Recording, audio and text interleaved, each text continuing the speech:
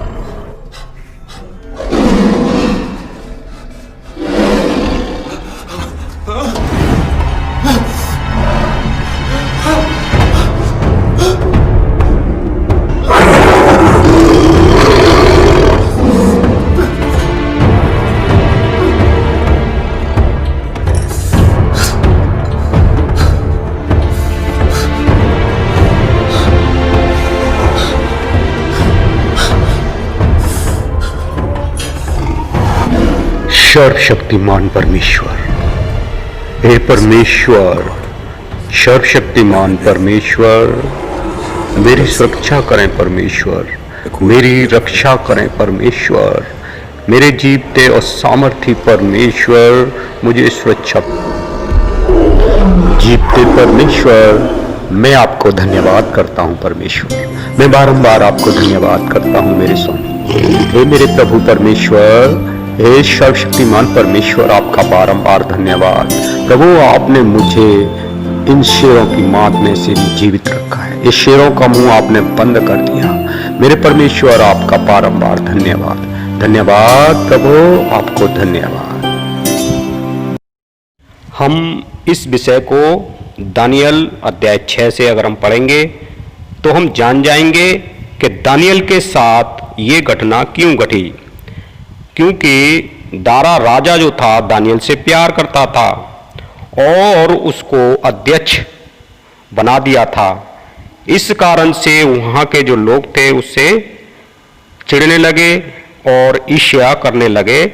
अध्याय 6 को अगर हम पढ़ेंगे तो 19 तक पढ़ेंगे तो आप इस कहानी को, इस हादसे को जो दानियल को शेरों की माद में डाल दिया गया, जो राजा इसको बिल्कुल नहीं चाहता था।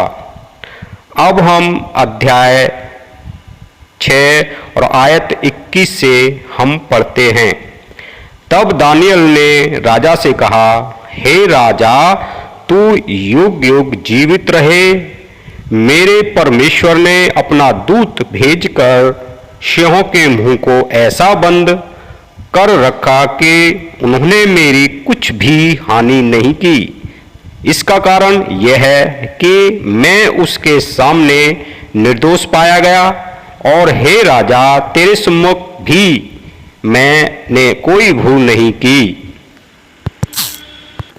जब हम दानियल का जीवन के विषय में जानते हैं, बाइबल से पढ़ते हैं, तो हमें ये पता चलता है कि दानियल एक परमेश्वर का विश्वास योग्य व्यक्ति था, और बाइबल के अनुसार दानियल एक बड़ा नबी कहलाता है।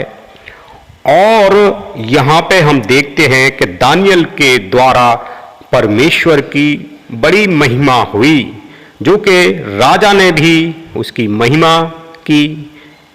क्यों महिमा की? उसने कहा कि यहाँ कारण क्या है कि मैं परमेश्वर के सामने निर्दोष पाया गया।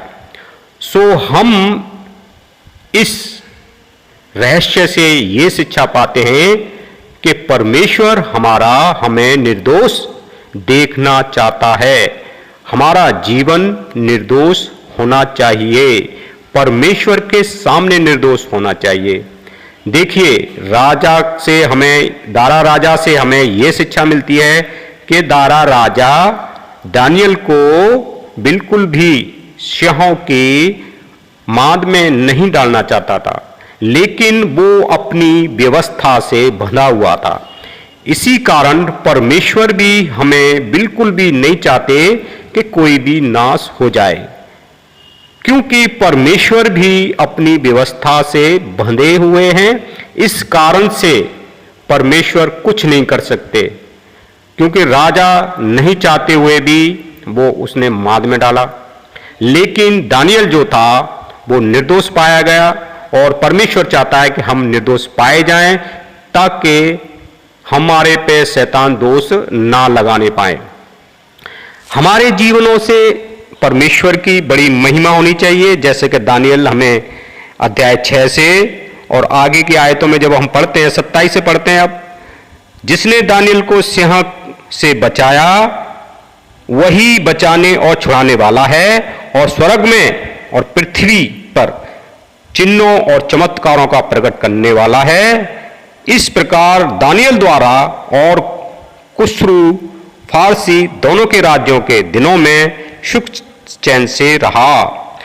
सो हमारे जीवनों से भी लोगों के जीवन परिवर्तन होने चाहिए। हमारे कार्य परमेश्वर के सामने निर्दोष होने चाहिए।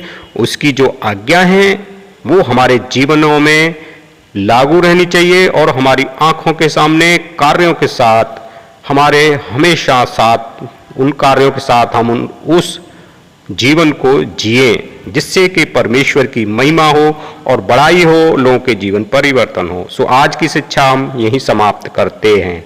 जय मसीह की।